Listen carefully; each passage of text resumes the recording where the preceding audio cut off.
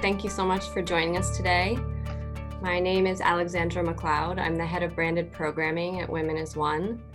I'm thrilled to be here with you today to launch part 2 of the Women as One Leadership Academy with a virtual screening of If It Doesn't Exist, Build It. The video is a second in a series of 4 that feature interviews from global women leaders on key leadership topics. In addition to today's event, I just wanted to remind you to please join us for screenings of the 2 additional videos, Next Generation Considerations, as well as Industry Relationships, What's Important. Details on those events are available on our website. Today's event will feature a screening of the video, followed by a moderated panel discussion and an audience Q&A. And just a reminder to our participants to use the Q&A feature at the bottom of your screen to ask questions of our moderator and our panelists. And speaking of, I'd love to now introduce today's participants. Our moderator, Dr. Sandy Charles, the medical director of the Novant Women's Health Heart and Vascular Center, and our panelists, Dr. Michael Gibson, CEO of the combined nonprofit BAME and Perfuse Research Institutes at Harvard Medical School. Welcome. And our wonderful Women as One co-founder, Dr. Roxana Moran, also Director of Interventional Cardiovascular Research and Clinical Trials at the Icahn School of Medicine at Mount Sinai. Thank you all so much for joining us today. And now, without further ado, I am pleased to present If It Doesn't Exist, Build It.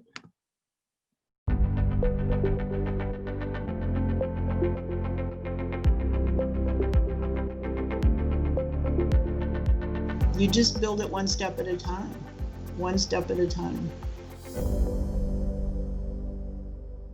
Dr. Sarah Zaman and Dr. Elizabeth Shaw and I were all sitting together. We were at a conference and we were so excited to be 3 women sitting next to each other who weren't nurses. We had never experienced that in a conference ever in our half of the world.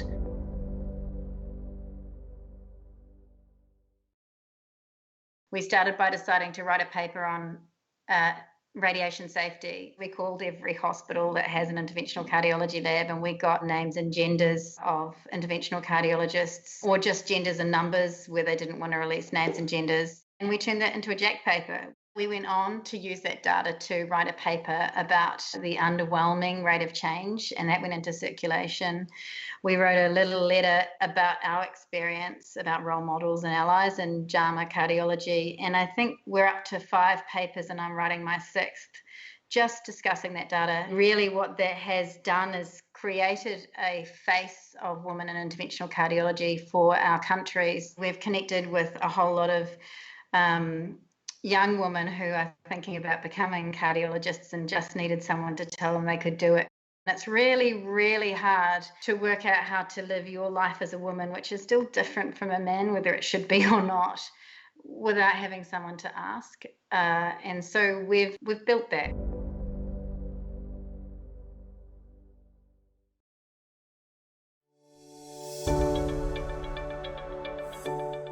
As a cardiology fellow, I was given this project to look at where the perfusion pattern abnormality was on the SPECT and use that to predict where they would have the heart attack in the follow-up.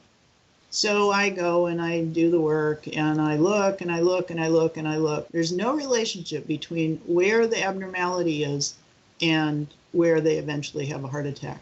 And that turned out to be something that we then built, which is how is it that an open artery becomes a future source of a heart attack? And not only that, it's a lot of women. It's a lot of women having heart attacks in arteries that were not plugged up. This was the beginning of the Women's Heart Center. I put together a business plan. Small. I'm not a business person. I'm not an MBA, but I had a general idea about how I would study these patients. I had gotten a few grants, and I needed to have a clinical operation to feed the research. Fast forward 25 years later, and we have a major endowment. We have 3 endowed chairs with chair holders. We have comprehensive not only clinical care, which is what I needed to start, But we have a very good and diversified portfolio of research, extramural funding.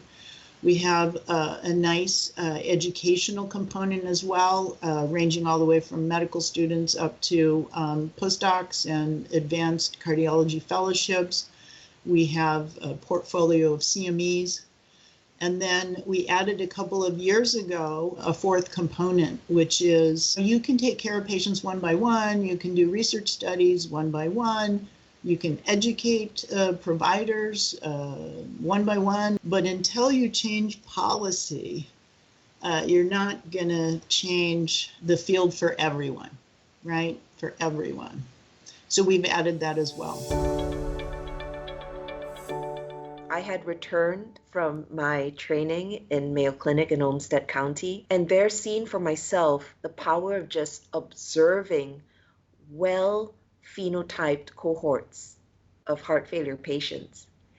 And then I just came back to Singapore and realized that Singapore is just this tiny little island that's also a city, that's also a nation, that's also the entire country. It's a catchment area. It's like a little petri dish with all the ethnicities, and population-based research is therefore highly feasible, just like in Olmsted County.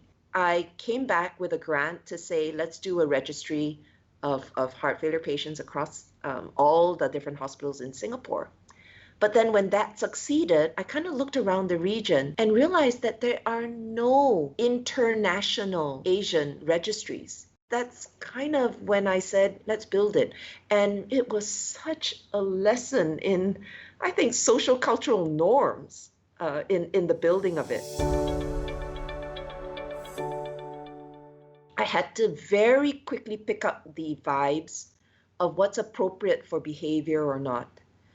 Very, very different version of Carolyn Lam in Japan versus Korea versus China versus India. For example, I have to go to China. I have to go to Japan. Those investigators don't come to me.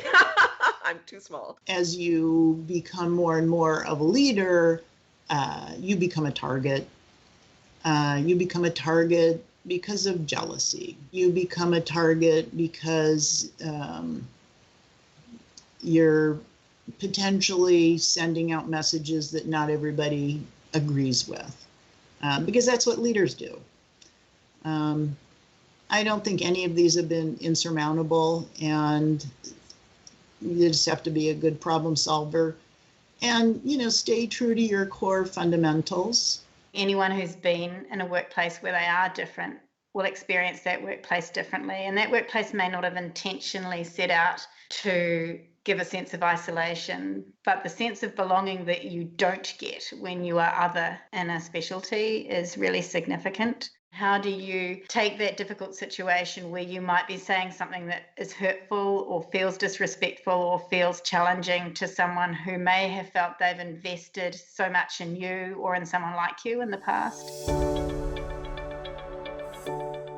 I try and take responsibility for the problem and the solution. I try and say our culture and we need to fix this, and not say they or them. And I try to be grateful and acknowledge my amazing mentors so that everything I have been given is as obvious as everything that was hard for me. And I try and use humor. Hard work and that sort of dedication and passion to the cause speaks volumes to everyone, and it silences the naysayers. So just focus on getting the job done well. An effective tool for creating change is a positive attitude and a great team to work with you to facilitate change. An effective tool for creating change is to have a good idea with some rationale or evidence to support it, some backstage lobbying to ensure that you have the support you need, and that you've identified resources or constituents that will help with the change. An effective tool for creating change is pure enthusiasm. If you love something and your heart is in it, others can see it, and others will follow and help you make it happen.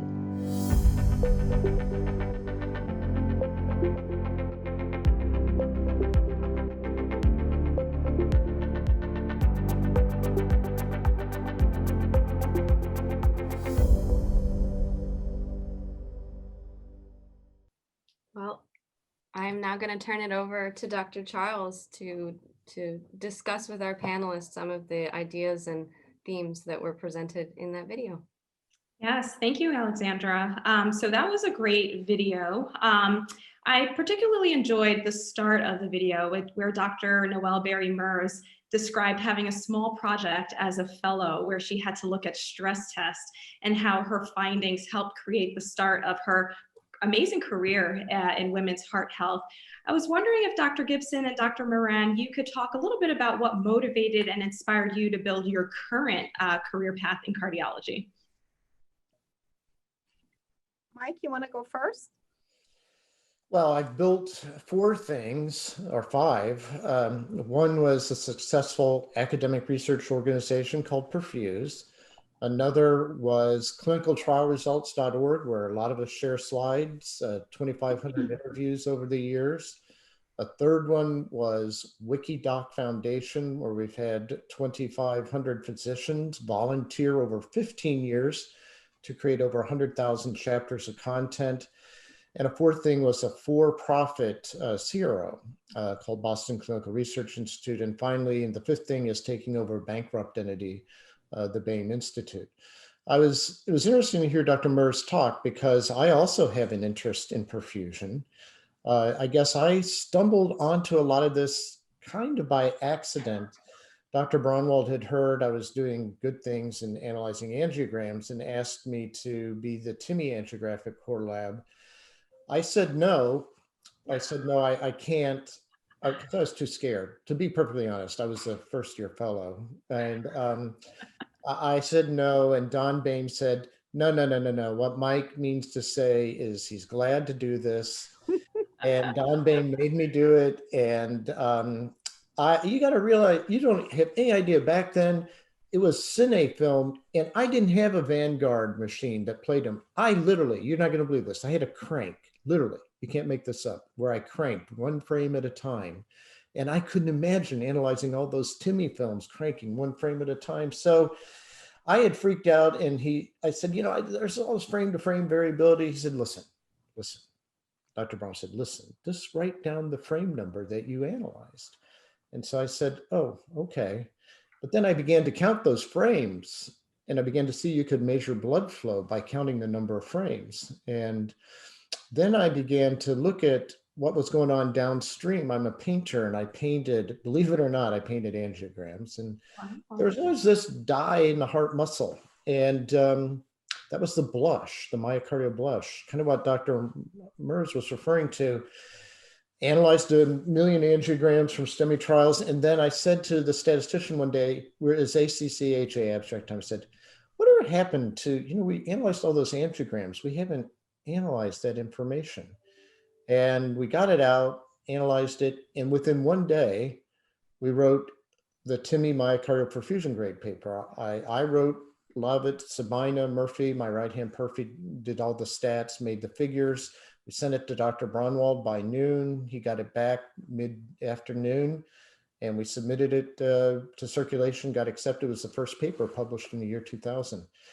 So there were, after that though, as Dr. Mers said, there's a lot of barriers to getting concepts accepted. So frame count, perfusion, these weren't accepted immediately. It took decades of battling, and I'm still battling to get people to acknowledge and understand the importance of the microvasculature. People thought I was crazy, literally. I can't see it. I don't see what he's talking about. Then I would show them on digital subtraction, and they'd say, oh, okay, I see it. But it did not happen overnight, and it's this ongoing battle. And with clinicaltrialresults.org, I built that on my own as a programmer in San Francisco. Professional societies got very jealous. You talk about jealousy. They sued me. several of them, and I just kept going. Talked about friends and allies. They came to my support, and frankly, it was those lawsuits over copyright that forced me to create a copyleft system, Wikidoc, where we do have all the contents free, no retinal scan, no Visa card. Anyone can log in and get it. So a lot of my career has been predicated on continuous resistance, fighting every day. It's never been easy, but it's been tremendously rewarding. Wow, thank you. Well, Mike, you've done so much. And because of you, we care about microcirculation, we care about blush, and I certainly care about the TIMI frame count. It's just beautiful to hear that story. And I think for me, it's really very similar. When you're in the trenches as you're working in early years of your training, you do things, you pick up things, and as hard as it is, and as much hard work that it is, and as difficult as it just seems like an impossible thing, there are also, every one of those difficult areas are opportunities to try to find answers to the questions. And for me, it was, when I first left the fellowship here, after my fellowship was completed at Mount Sinai, I wanted to go to the best center that was the most productive, most innovative, and in touch with the most cutting edge technologies. And that was, at the time, back in '95, the Washington Hospital Center in Washington, D.C., with Dr. Leon, Dr. Mintz, and intravascular ultrasound at that time was just really very early in its development. I remember as a resident looking at the very first, working with Linda Gillum on the very, very first intra cardiac ultrasound that was from Mansfield catheter. I don't even know if people remember that, but that was a Boston company. And we were at the University of Connecticut looking at structures inside of the heart using this probe. And of course, this was before even IVUS was being used in intravascularly. And going over to the Washington Hospital Center, I was immediately relegated to work on intravascular ultrasound, because that's where they needed the help. It was like, who's gonna sit in a dark room and measure every millimeter of the artery? There was no algorithms. There was none of this like boom, boom, and the computer tells you what the luminal volume is and all of that. It was millimeter by millimeter by millimeter, each millimeter requiring you to trace, not to have the computer do the detection. You yourself trace the lumen, trace the external elastic membrane, millimeter by millimeter by hours on end.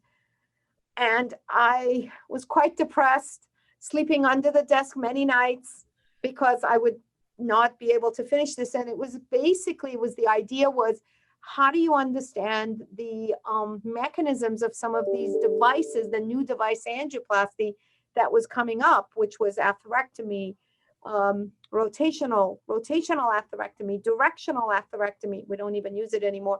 Laser atherectomy, and some of it in bare metal stents that would be restenosic. And so it was just over and over looking at all the angiograms, then the intravascular ultrasound, pairing those data, finding the films, using Vanguard, counting the frame counts, doing the QCA. I mean, it's an incredible amount of work. And just by that, those miserable days, I was able to say, it seems to be like there's a certain pattern coming up here over and over again. I wonder if that's something. And we were designing on a laser for in-stent restenosis trial, because I had just published the mechanism, how laser works inside of the artery, and that was published in Circulation. And a lot of it had to do with working with such an amazing center. Gary Mintz was an amazing mentor, so was Marty Leon. But just being in the bowels of the hospital, in the dark room, by myself, I came up with this pattern of in-stent restenosis, and I remember drawing it on a whiteboard in front of Patrick Sorois and everybody who was sitting there designing this big study. And I said, I don't think that you could they're not all equal. Let me show you what I see. And I came up with these patterns that I put up there, and I said, this is what some people come this way. And those became the patterns of in-stent restenosis, which then we validated. And then I was like, wow, there's something to this. And of course that got in, and that paper has been over 3,000 times, I think, quoted or cited, and it's used. And then of course I recalled and understood that standardization, so that we can all speak the same language, is really, really important. So we went on to work, of course, with Don Cutlip from the BAME Institute now, to come up with the Academic Research Consortium and all these definitions that became really, really relevant in how to speak in terms of the clinical trials. And in every single place that I've gone is sort of building the data center. So I was the founder of the data coordinating center of the Cardiovascular Research Foundation. And there was nothing there. Like when you think about what Dr. Noel Barry Mertz did, and it was kind of the same.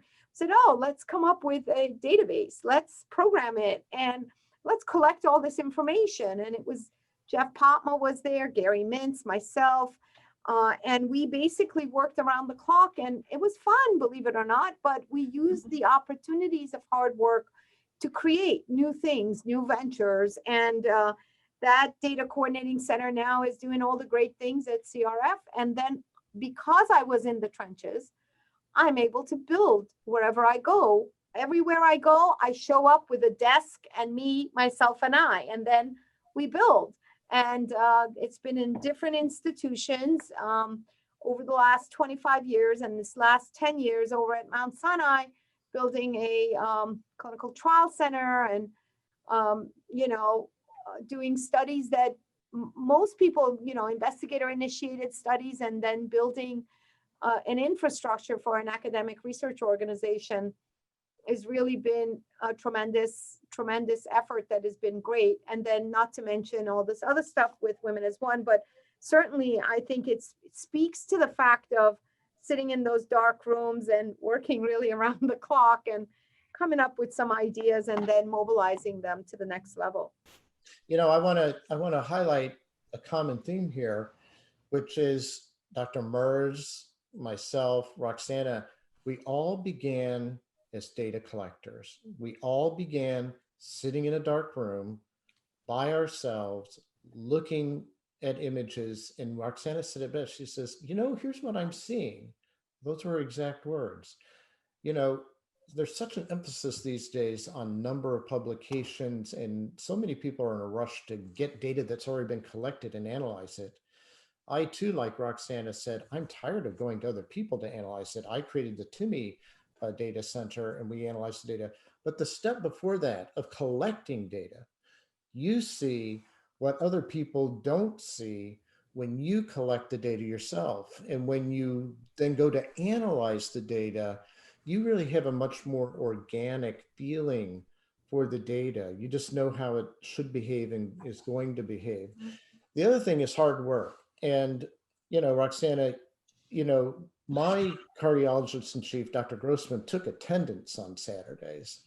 No, I'm serious. You were expected to be in 7 days a week.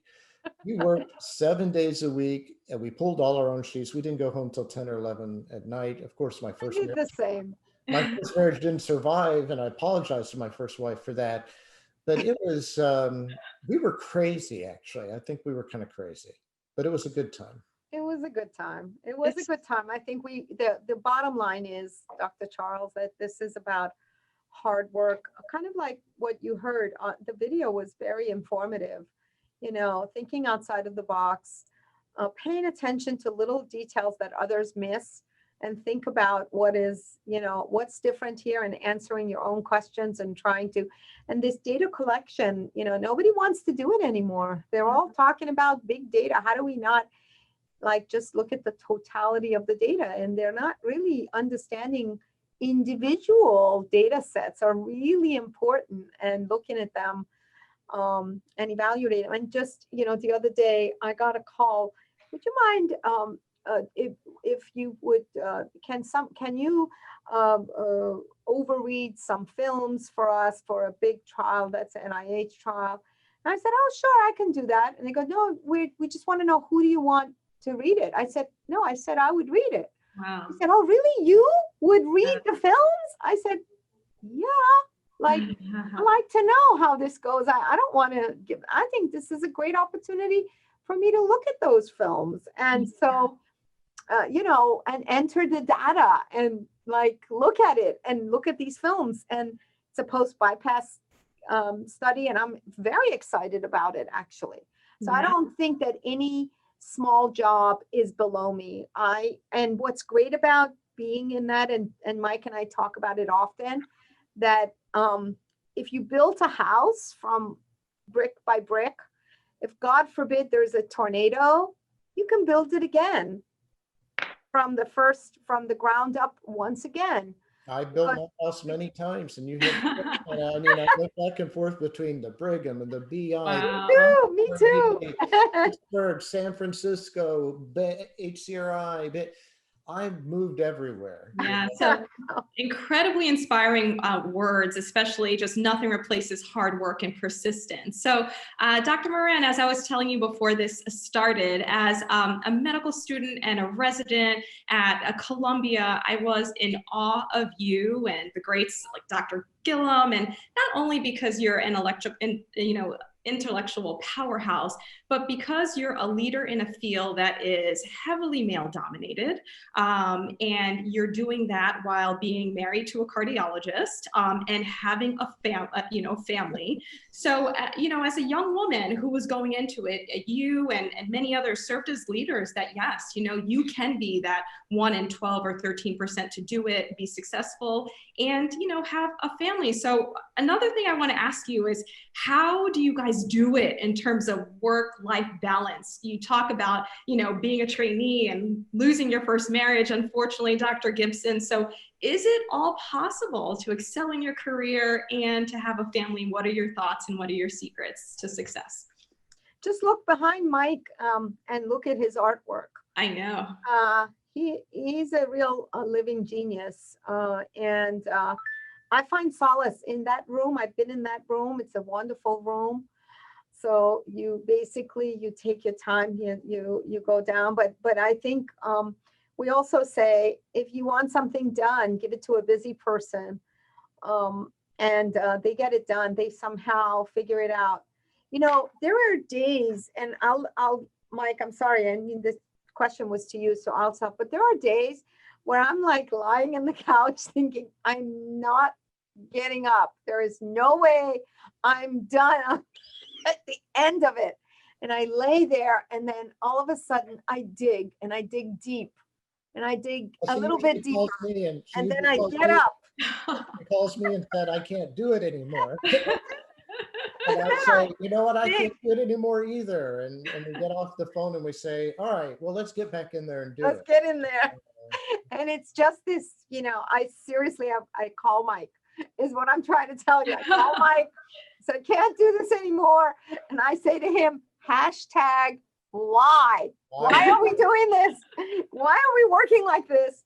And then we come back to reality, and we dig deep, and you just find it inside of you. And there you are at it again. And thank you, Mike, for all of your incredible support. Honestly, I don't know what I would do without you. He's not only a cardiologist, painter, brilliant, living genius, innovator, creator, but also my psychiatrist. But no, I think it's an important point. We need support, and we really need to support each other. My most cherished time at meetings isn't doing all the science things. It's really seeing people like Roxana, my most cherished and valued colleagues and friends, and really connecting as humans. We face unique struggles as physicians, both men and women, facing intimacy with patients and problems that no other profession faces. people losing their lives in your hands, long hours, a lot of stress, a lot of pressure.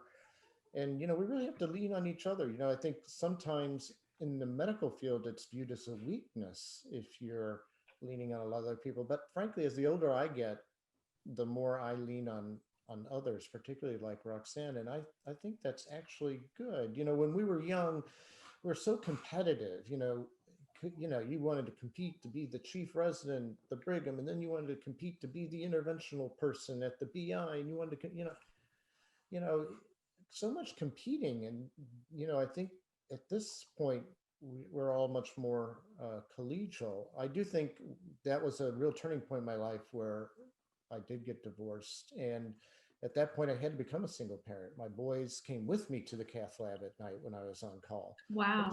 There was no escaping it. I had them Friday, Saturday, Sunday. I had them Wednesdays. My wife was going to school, and there was no escaping being a parent then. I had to change my life and put my family first, not put work first. And that was the right decision. And it changed me. And I apologized to my family and I apologized to my boys. But you know what? They said, Dad, no, we didn't know any different. We thought it was, great. We'd go hang out in the cath lab and, sleep But on. look at both of them. They really are But you underachievers. have to put your family first. And by family, I also mean extended family members. I view Roxana as family. You have to take the people who care about you and show you care about them as well. Yeah. This is when you listen to this and how it's so important, parenting, and it's not just women.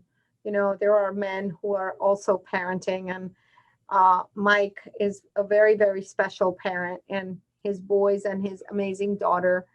Of course, they were both at MIT graduates and Harvard graduates, and just amazing, amazing, amazing accomplishments that comes from wonderful parenting that was from you and your wife, as well as your amazing daughter, who's so brilliant and incredible.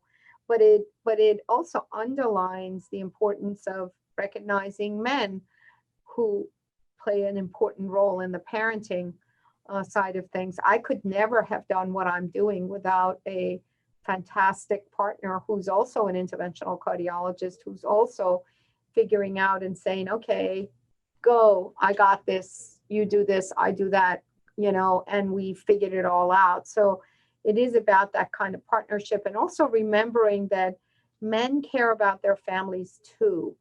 And you're seeing Mike Gibson here, and he understands wholeheartedly a lot about parenting. I do, and I do want to acknowledge my wife, who I refused to have her take my name. I had her professionally keep her name. She's really we were partners through all this. I mean, you talk, Roxana, about our early struggles. She ran the Timmy Core Lab with me. She ran Perfuse with me. She is the person who's CEO of her own CRO, and I fully encourage her. We all work for Sue. We all work for Sue. Mostly I do. Every man around me works for Sue. But, she's good. She's tough. She's independent. She's fierce, very hard worker, very independent. And, when I look around me, I do think many of my friends have chosen to work with and partner with and marry strong women. Jeff Potma is married to a woman who's my right-hand person at BAME. She runs BAME as Chief Operating Officer. Dwayne Pinto, one of the other interventional cardiologists, he's married to a woman who was the administrative director at the Brigham. So, I think many men do choose women who are strong and tough, challenge them. And I think we all view our wives as equal, if not many times, are truly our better half. But I want people to know men care. We do care about our kids, care about our wives, care about our families. We're not, I think many interventional cardiologists are a lot softer than they might appear.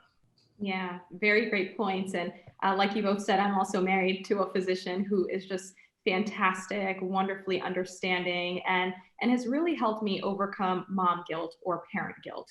That feeling that, you know, can sometimes hold people behind because they feel like they need to be at home, but really understanding that it's a split job, all hands on deck, and with everybody, with good partnership, anything is possible.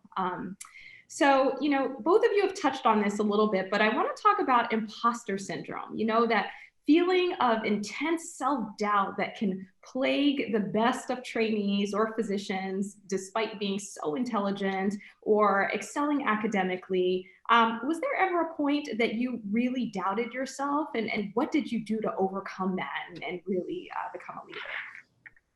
Well, I can tell you that I doubt myself every day. I mean, there's always, and that is what keeps me on my toes to try to get better at whatever it is that I'm doing. And so, but early in my career, I always had imposter syndrome. But I basically knew that what someone told me, I used to get really, really nervous when I was giving these talks in these big audiences, because Dr. Leon would ask me to go and speak in front of the big audience, and we'd be like, no, not me, don't send me there. And then he told me, just remember one thing: no one knows this better than you. Everybody else in that audience knows a lot less about what you are about to present than you. So you actually are, I mean, so those kinds of talks and those kinds of drilling into your heads about the fact that, and knowing that you are the one who actually gathered every piece of that data and analyzed it and all of that early in your career, you do gain a little bit of a confidence, especially when people start asking questions and you're like, oh yeah, oh, you really don't know what this is about, so let me explain it to you. And so then it becomes, it gets a little bit better. But there is always, you know, areas of discomfort, and I think that's a good thing, because it keeps the challenge there for us to continue to be on our toes and keep educating and learning. I think for me, I've always felt like an imposter. I came from Oklahoma, and I've told this story recently. I came from a place, spent a lot of time, I was born in Tulsa, but spent a lot of time in a town called Stillwell, which has a life expectancy right now of 56, 57 years. Wow. The United States, you know, no access to healthcare, no access to medical information and stuff. I couldn't believe it. Then I moved into Kankakee, Illinois, which was rated the worst place to live in the United States for many years. Not in the United States, all of North America, by the way. Wow. And David Letterman sent them 2 gazebos to try and make Kankakee feel better.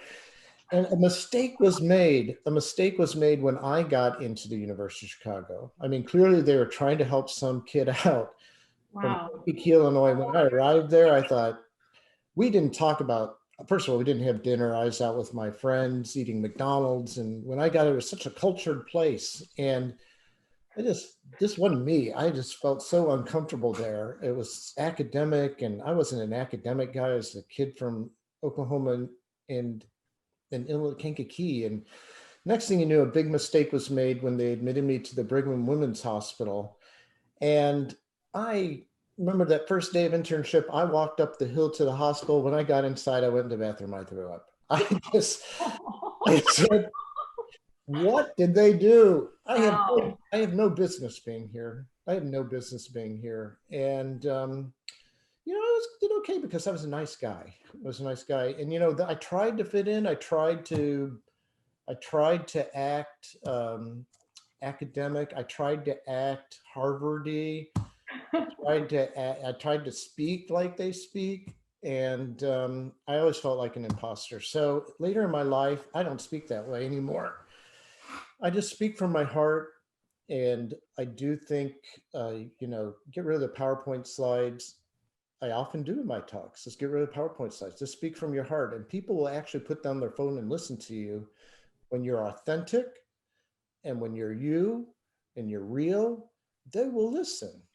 I won't listen to Harvard people drone on and on in that monotone, neutral, objective voice. I don't think you can be yourself and passionate and communicate in a way that's heartfelt and still be objective. And that's what I do later in my life. And when I do that, I feel comfortable in my own skin. It's who I am, and I don't feel like I'm an imposter. I'm just me and just speaking now. Wow, that was wonderful. Um, if both of you guys could go back early in your career and do things differently, would you change anything? Would you choose a different subspecialty?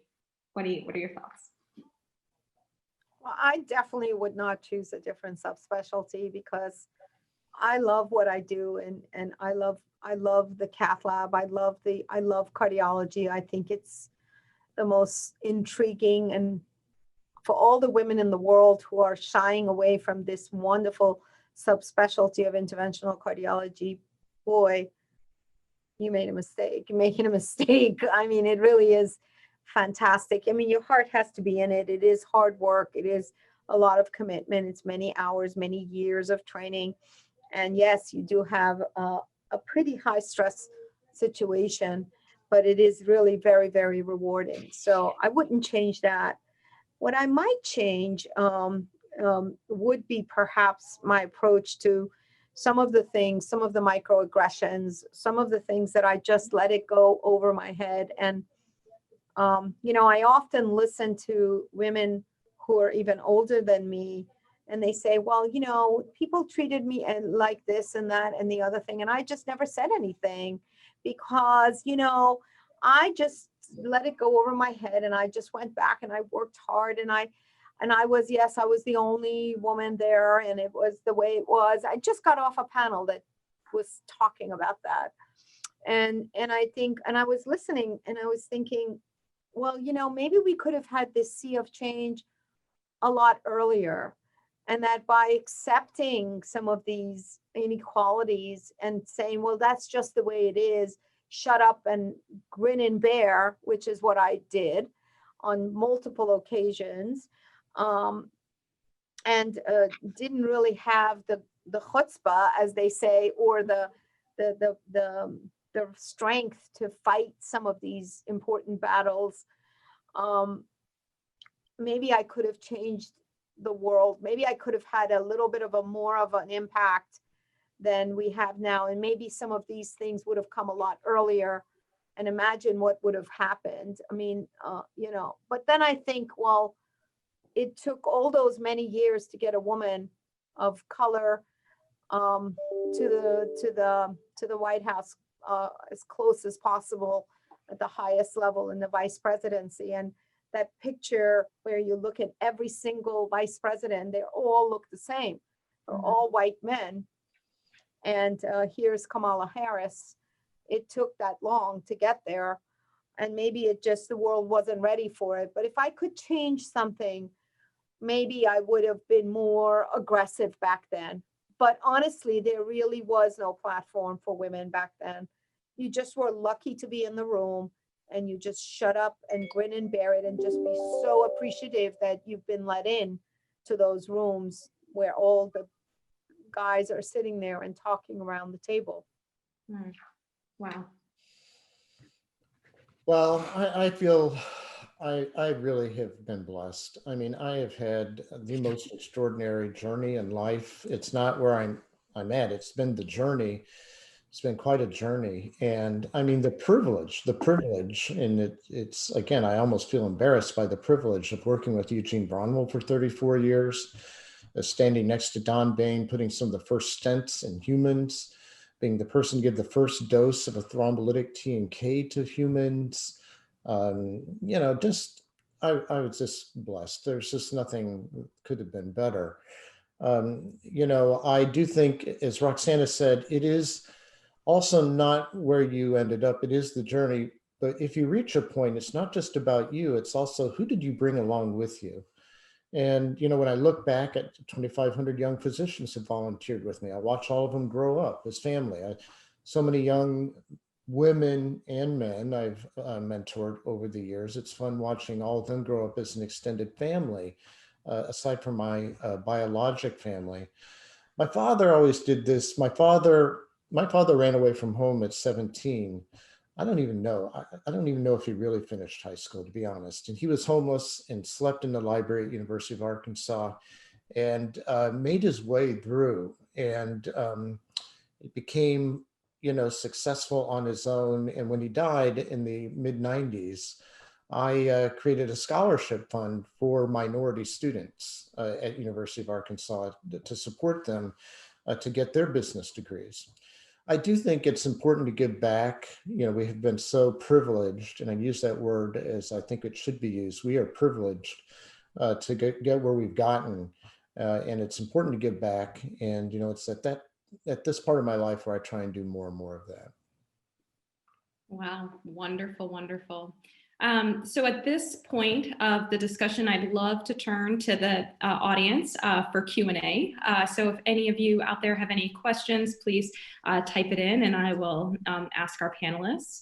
One of the questions so far is, so how would you handle those microaggressions that you refer to, Dr. Moran, especially as a minority woman, because there is still a real fear of retribution? No, there's no question about that.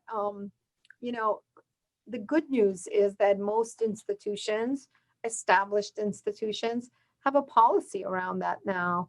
And there is a place to go and you can speak to people. And if you're in an institution that doesn't have that, because, the Title 9A is everywhere and it's not just about outright, let's say, sexual harassment, but microaggressions can also be reported through those in a very, very close-knit environment. And it has to be a place where you could go. But honestly, at my level, and I think for most women who are now past and are at a level of a leadership position, it's our job that if there is microaggression, to nip it in the bud immediately. And that's what I usually do. Sometimes it's a difficult one. You don't gain a lot of friends. And so it needs to be done in a kind manner. And sometimes, and I have to tell you, one of the things that I have learned over the years is that most men and women, because women also exercise microaggression, are actually, they just don't understand they're doing it. They don't understand, they're a little bit clueless, like the movie Clueless.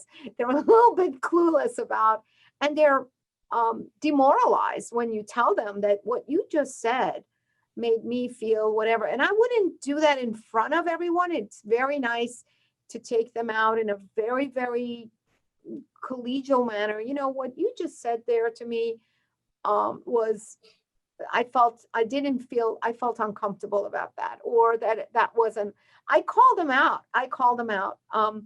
I'm really bad because I call them out in public. I would say probably you shouldn't call it out in public.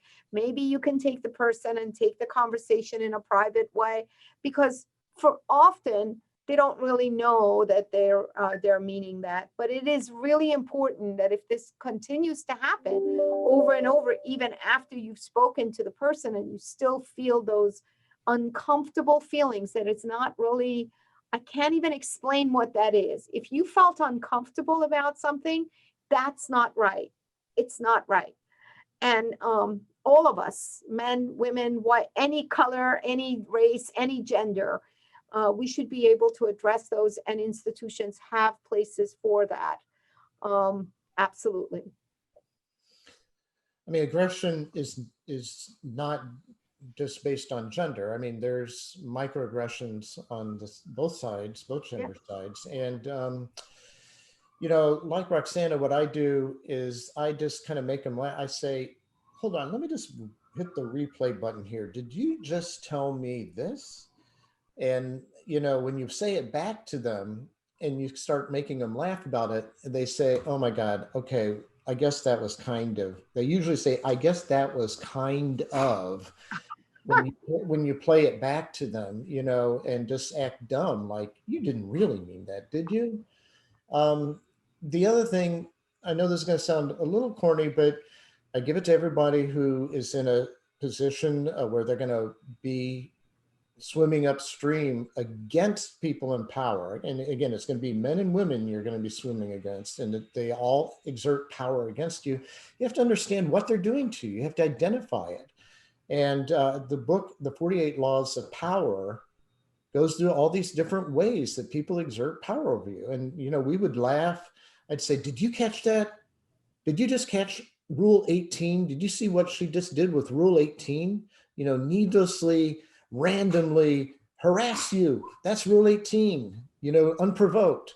And we'd just make a game out of kind of analyzing how people behaved and how they use their power. And so I think if you dig deeply into the history of power, and by the way, the word power derives from POW, which means possession, and ER, energia, meaning energy. These are people who want to take your energy.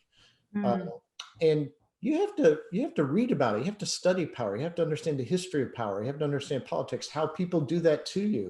And I think if you read books like that, you're much better identifying the tricks and tips of people who want to use power against you, and you can combat it more easily. Yeah, wonderful. So another question is about how do you guys split your clinical time and your research time? You guys are both research powerhouses. And unlike back in the day where people were able to maybe do more research than they were clinical work, in addressing new early career physicians, how would you do it? How do you do it? Really a difficult question, especially nowadays with all this EHR business that has really got us all really, really down, and our mental health is not doing well with all of that extra work.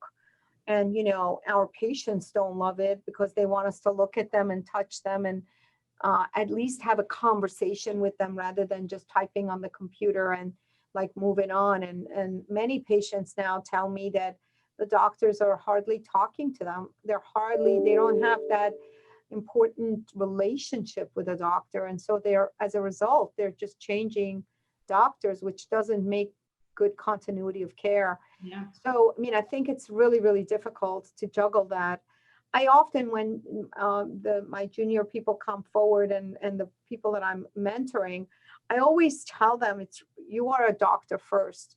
You need to be clinically active and clinically busy in order to understand what questions are important. You need to be in the trenches to be a good researcher. But also remembering that research doesn't happen in a control room in between cases, that you need time to think about the questions. You need time to be creative. You need time to read about the evidence that currently exists and what novel new ideas could come forth from your readings. So unfortunately, there are only 24 hours in the day. And for me, it was always very, very important. And I see that Rashmi asked that question. And Rashmi, it's not easy. It's a very difficult choice. And most of it in my early career was nights, weekends. And when my children were born, I was working around their sleeping hours. They were going to bed. I was putting them down earlier and earlier every night so I could get to sleep. But seriously, at the time that I would come home, I wanted to go home, make sure I could give them a bath and at least have dinner with them. And then come back to work sometimes, or some nights never making it home. But then doing the work while they were sleeping, around their sleeping hours. So that meant a lot less sleep for me, and not great for your physical or mental health. So there's no right answer. I think early on, you have to, during your training, you have to pay attention to training. You need to become a cardiologist, which means you have to absolutely learn about that. If you want to spend time in research, I highly recommend that you get extra training for that. Then that gives you that time to actually learn the intricate, important details of statistics, clinical trial design, etc. So training there with biostatistics and all of that, that's offered in a lot of the schools. And then as you start and as your career takes off and your area of interest is taking off, then you kind of settle into somewhere. Is it 60-40, 60% clinical, 40% research? Or is it 60% research, 40% clinical? And it's something, ends up about something like that. And then the research is like 160%, because whatever you do afterwards, it never goes away. You are constantly doing, constantly reading, writing, all of that. I don't know. It's not a good answer. You're probably running away from it, but that's what I done. It's all that I know. I don't know. Mike, you have a better solution? No, I do not have a better solution. People are going to be angry when I say this, and I try not to do this now, but early in my life, early in my career, your job was from 9 to 5, and your career began at 5 p.m. And your career lasted till 9 a.m. And I kind of overdid it. Perhaps Roxana kind of overdid it. When I was young, I had very clinically intensive jobs. In addition to doing research, I was a CCU director at the BI. I was a cath lab director at 3 different places, and an associate chief of cardiology, vice chairman of medicine. So I was still very deeply engaged in medicine. But as I got older, I couldn't do everything I wanted to do with my life. After you do, I hate to say it also, some people are going to get angry because I say this, after you do a gazillion angioplasties, the thrill is kind of gone in some ways. So I backed off a little bit, and I now spend a day of the week or two in the cath lab, and the rest of my, gazillion hours a week working on research and guiding the educational efforts. So I pared it down. So I think in general, usually people are quite busy clinically early on and less busy research-wise. But the single thing I see some people doing is sitting in the booth watching other people do cases. Think about doing something else that's going to further your career. That's if you're a young person and you want to do research, go back to the fellows room and do some research rather than sitting around just watching cases. I think that's where you can get an early start. Okay, wonderful.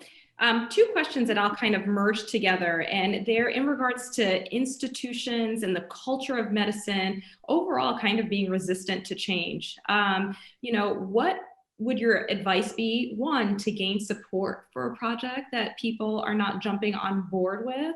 And 2, how would you kind of work to gain support to change the healthcare system? You talk about EHR and how it's not conducive to lifestyle and well-being for patients or doctors. So what can we do to kind of change the direction of how medicine is going?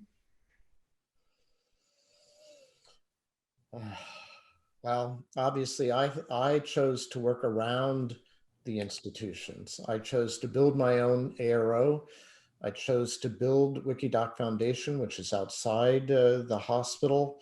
I chose to build clinicaltrialresults.org, which is outside the hospital. I think you see a theme emerging here. So the hospital is not crazy about me. They don't like that. They want it all to be inside the hospital. But at the end of the day, they said, this place is bankrupt over here. Could you please help us fix it? You seem to know how to do these things. And so I then helped bail out the Bain Institute, which was $2.2 million in debt. So I have to say, academic research medical centers tend to be somewhat ossified and difficult to navigate and difficult to change. And if you're not finding a lot of ease in navigating your way, do some things outside the medical center. I will say the West Coast is a little more friendly to entrepreneurship than the East Coast. The East Coast is very steeped in tradition. So you might find a little more receptiveness to that approach on the West Coast. As far as what's happened to medicine, I hate to say it, we at our heart are caregivers. We're altruist. We are altruistic. And the business model is predicated on our altruism. And until we stand up for ourselves and get organized and come together and say, you're capitalizing on my altruistic instincts. You need to treat me fairly. You need to give me PPE. You need to pay me equally as men. You need to make arrangements for me to have childcare and to rear my children. You need to give me an equitable work environment where I don't have to work on the EMR 8 hours extra a week. Until we get organized and really demand those things, and by demand, I mean demand and be willing to walk away, I think we've lost a lot of control of medicine. I want us to get it back, but we've got to get organized. Yeah, no, I fully agree with what you just said, Mike. And um, organizations are always resistant to change, especially well-established ones who've been around for a long time and the really large organizations. And, you know, they often think of you as sort of dust. They go sort of like this, you know, because you are that compared to the whole, you know, big organization. But you shouldn't feel negative about that. And for me, it's always been, you know, if I work hard, if I'm able to, you know, bring in grants and make an important contribution to the center. I may not, if I were to live by the recognition from my own institution, I would be really very depressed and suicidal. I mean, do not look for recognition from within. It really is work that you do that then gets recognized from the outside world. That's where I find, I know that I'm on the right track because of people from outside of my institution. Institutions internally probably think of your work. They may not be thinking that or recognizing your talent. And I'm not saying that that's the case here at Sinai. I have huge support and wonderful, but I'm often baffled by some of the lack of understanding of who I am and what I do because of the work that I do is not really seen by the people that you work with, and they usually minimize. They take you for granted. It's like, you know, taking your husband for granted or your family for granted, and your parents for granted, which I did a lot. And then when they're gone or they're missing in your life, you realize, oh my God, what did I do? So I think to try to change a big engine, that's a real waste of time. What you should do is create your own engine, the little engine who could, and you will, and you work hard, you will succeed. And then all of a sudden, when you're on a warp speed, no pun intended, kind of a mission to whatever it is that you're doing, they will recognize you because they can't be blinded to the world seeing who you are and what you do. And so now, after 10 years, I received an endowed chair at Mount Sinai. So up front, it was sort of like, oh, you know, whatever she's doing, we don't know what she's doing. And now they do know, and I am being recognized.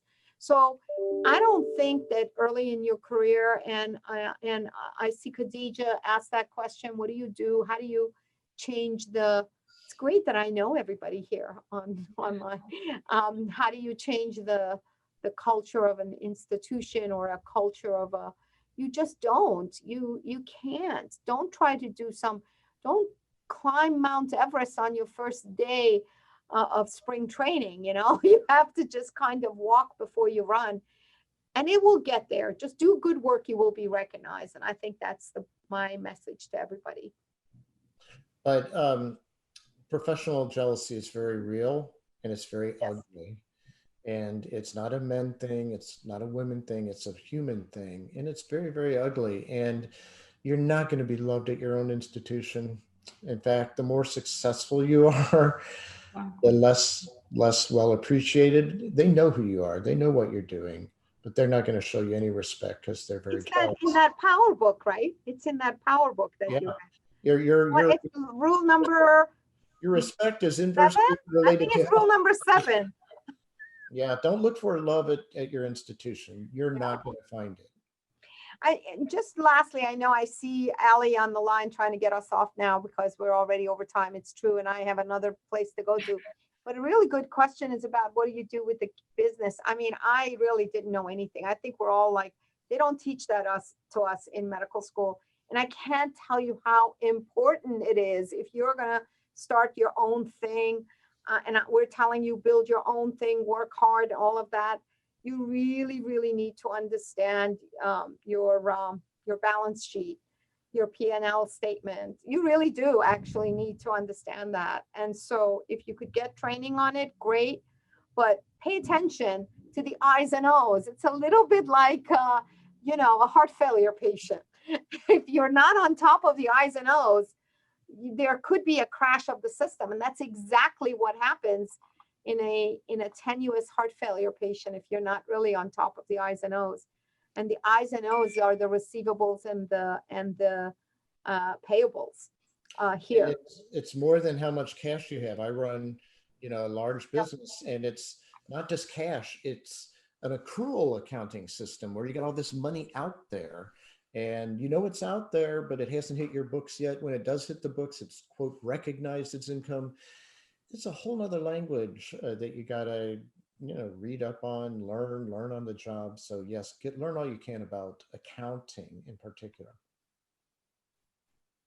Well, we've actually gone a little past our hour because this was such a great discussion. But I just want to thank everyone. I want to thank Dr. Moran, Dr. Gibson, Dr. Charles for your participation today.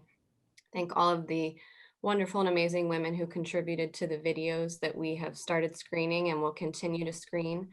And a reminder to everyone who's on the webinar today, this session and all of the sessions are being recorded and will be available on the Women as One talent directory.